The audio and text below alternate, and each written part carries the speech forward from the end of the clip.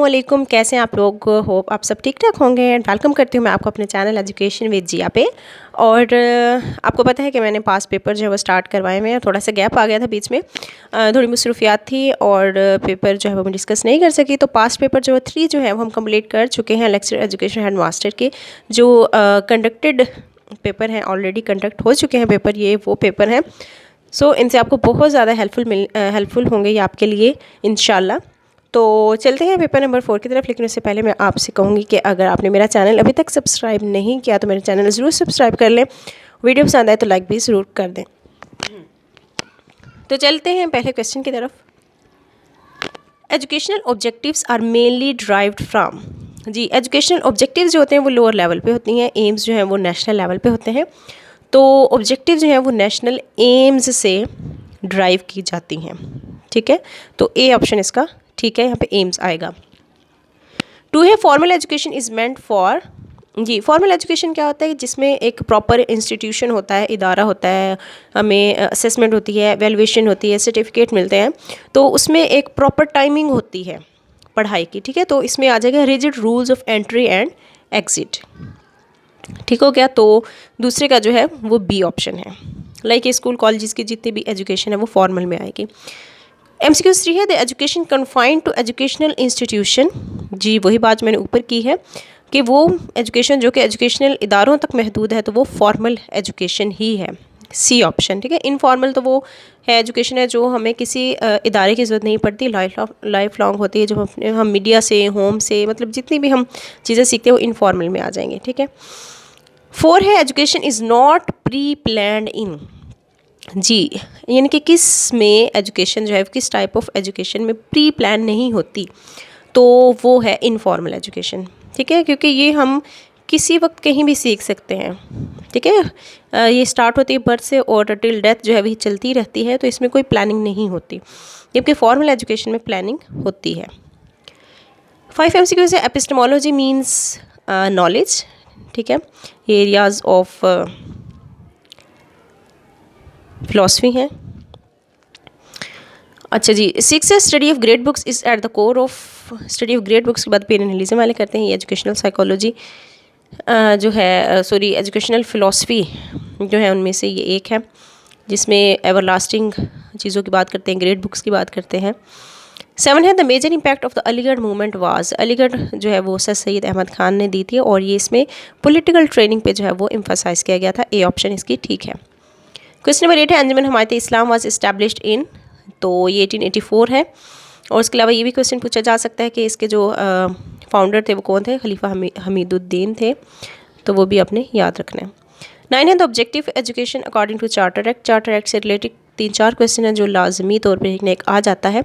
तो objective of education उसमें क्या था, प्रीचिंग क्रिश्चियनिटी, यानी कि क्रिश्चियनिटी को वो प्रीच करना चाहते थे, इम्प्रूव करना चाहते थे, बढ़ाना चाहते थे। चार्टर एक्ट के हवाले से और क्वेश्चन आ जाता होता है कि कितनी रकम जो मुख्तस की गई थी एजुकेशन को, इंग्लिश को प्रमोट करने के लिए, तो 1 लाख थी। उसके बाद चार्टर एक्ट कब प्रेजेंट हुआ, 1813 में बन, और पास का वो 1816 में, रीन्यू 1833 में हुआ था। ये चार्टर एक्ट के हवाले से। इसके अलावा किस ज़ुबान को जब वो प्रमोट करना चाहते थे, इंग्लिश को। ठीक है, ये 4-5 क्वेश्चन जो बहुत ज़्यादा इंपॉर्टेंट है और इनमें से एक लाजमी आ जाता है। 10 है heuristic method is meant for to investigate. 11 है the Socratic method is known as. Socratic method जो है वो सोक्रेट्स ने दिया, इसका डायलेक्टिक मेथड या फिर क्वेश्चन आंसर मेथड भी से हम कहते हैं, तो इसका डी ऑप्शन जो है वो ठीक है। 12 है the focus of cognitive domain is. Cognitive domain intellectual skills, mind से रिलेटेड है, जो बेंजामिन ब्लूम ने दी थी 1956 में, जिसके 6 लेवल है, नॉलेज है, कॉम्प्रिहेंशन है, उसके बाद जी आ जाता है application, analysis and synthesis and evaluation. 13 है methods based on the facts that students learn, association, activity and cooperation is known as. तो ये आएगा working on project, B option.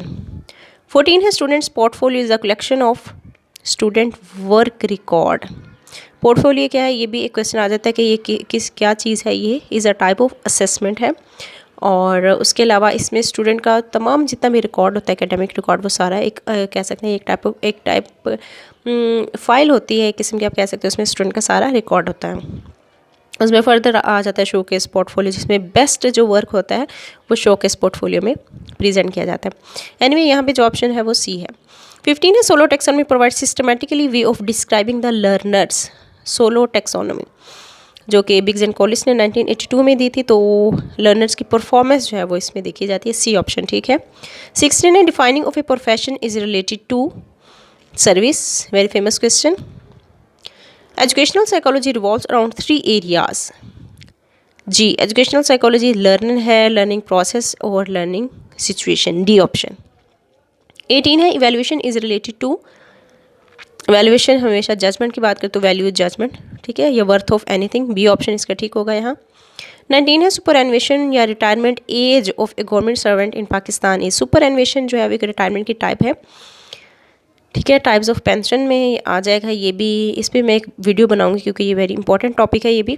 तो सुपर एनुएशन जो है वो 60 ईयर्स पे जो है वो आपको मिलती है। उसके अलावा और रिटायरमेंट के टाइप्स हैं, फैमिली पेंशन है, ठीक है, जिसमें किसी अगर एम्प्लॉय की इन सर्विस डेथ हो जाए तो उसकी फैमिली को जो पैसे मिलते हैं तो वो फैमिली पेंशन की कंपल्सरी रिटायरमेंट होती है, जिसमें स्टूडेंट एम्प्लॉय का किसी भी वजह से जो है उसका फॉर एग्जांपल अगर कैरेक्टर ठीक नहीं है, उसका वो काम कोई वो ठीक नहीं कर रहा, तो उसकी कंपल्सरी जो जबरी रिटायरमेंट आप कह सकते हैं वो करवा दी जाती है। उसके लिए इनवैलिड रिटायरमेंट में ये होता है कि अगर एम्प्लॉय जो फिजिकली अनफिट हो तो उस वक्त जो उसको रिटायरमेंट मिलती है वो इनवैलिड रिटायरमेंट होती है। तो ये 4-5 किस्म के हैं, इस पर मैं एक वीडियो बनाऊंगी इंशाल्लाह जल्दी। आगे 20 है acquittance roll is used for salary disbursement, ये क्वेश्चन पहले भी आ चुका है। 21 है how many basic components of a curriculum है, very important and very famous question. तो इंपॉर्टेंट कंपोनेंट्स ऑफ करिकुलम जो 4 हैं, बी ऑप्शन इसका ठीक है। वो कौन कौन से हैं इसको मैंने आपको एक तरीका बताया था कम से याद रखने का। सी मैंने है कंटेंट, ओ मैंने है ऑब्जेक्टिव, एम मैंने मेथड, ई मैंने इवैल्यूएशन, लेकिन यहाँ पे आपने ऑब्जेक्टिव पहले आएगा, ठीक है, ऑब्जेक्टिव फिर कंटेंट फिर मेथड देन इवैल्यूएशन। 22 है knowledge is compartmentalised in subject centred curriculum, ये भी मैंने आपको बताया था नॉलेज किस में डिवाइड कर दिया जाता है, सब्जेक्ट सेंटर्ड करिकुलम में, जिसमें सब्जेक्ट्स को हम हिस्ट्री, मैथ, इंग्लिश, साइंस इसमें हम डिवाइड कर देते हैं। तो ट्रेडिशनल टाइप ऑफ करिकुलम भी समझा जाता है और ज़्यादातर स्कूल में इसी को ही फॉलो किया जाता है। 23 है educational policy emphasising Islamisation of knowledge was announced in, ये मैंने एजुकेशनल पॉलिसी की जो वीडियो बनाई हुई है अगर आपने देखी होगी तो ऑफ कोर्स आपको इसका आंसर फ़ौरन से पता चल गया होगा। जितनी भी इस्लामाइजेशन की ज़ियाउल हक के दौर में जितनी भी जो चीज़ें हुई थी वो इस्लाम से रिलेटेड ज़ियाउल हक ने की थी और 1979 की पॉलिसी में हुई थी, ठीक है। 24 है रिसर्च इज़ द, रिसर्च में हम क्या करते हैं, न्यू चीज़ें ढूंढते हैं, तो यह है एंडलेस क्वेस्ट फॉर नॉलेज, यानी कि नॉलेज के लिए बगैर रुके कोशिश करना, तलाश करना नॉलेज को, ठीक है। तो सी ऑप्शन जो है इसका ठीक है। 25 है the 5 year plan was for the period, the 5 year plan, अच्छा तो 5 ईयर फर्स्ट 5 ईयर प्लान या वैसे होना चाहिए था, तो 1955 से 1960 है, ठीक है।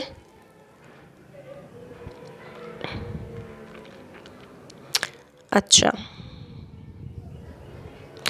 26 है an educational supervisor is one who provides professional assistance to teachers, A option.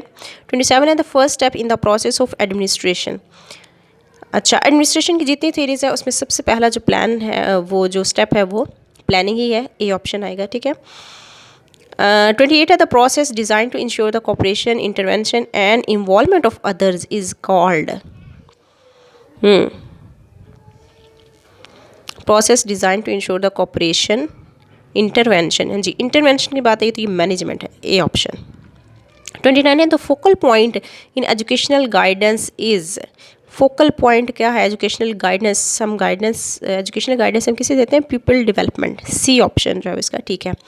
38 is an outcome of teaching, teaching का ऑफ कोर्स आउटकम जो है वो लर्निंग है, स्टूडेंट की कितनी लर्निंग हुई है वो टीचिंग की आउटकम लर्निंग से ही पता चलेगी बच्चे की। 31 है supervision is a contact between supervisor and teacher, A option. 32 है in teaching learning process at school supervision is usually carried out by principal, D option, ठीक है स्कूल।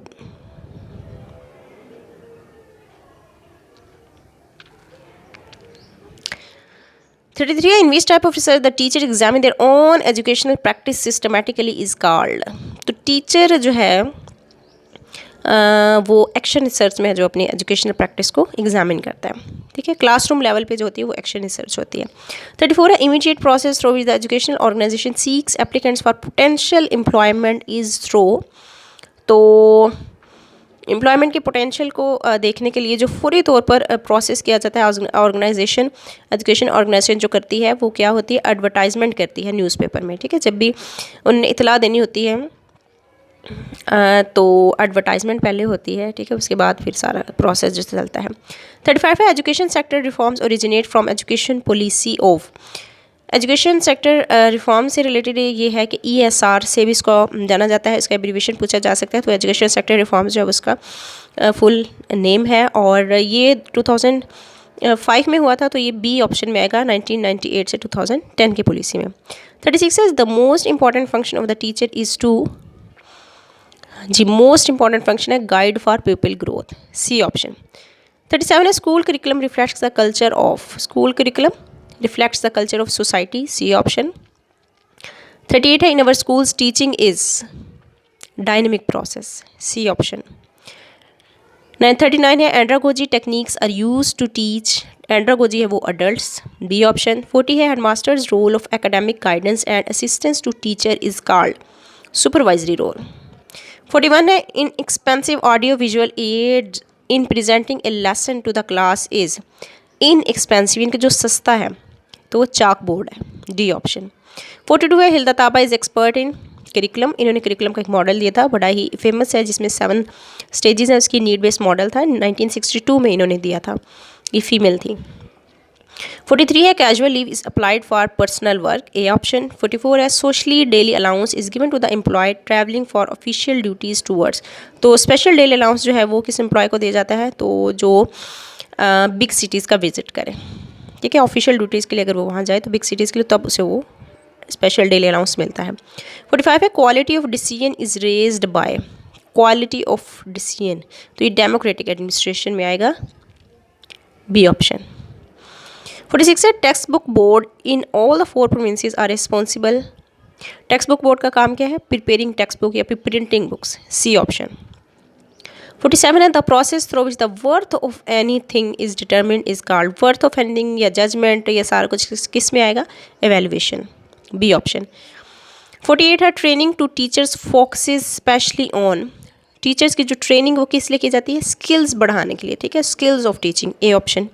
49 है students discipline is developed through proper management, students का जो discipline हम किस तरह से डेवलप कर सकते हैं, मैनेज करके, मैनेजमेंट के ज़रिए से, A ऑप्शन।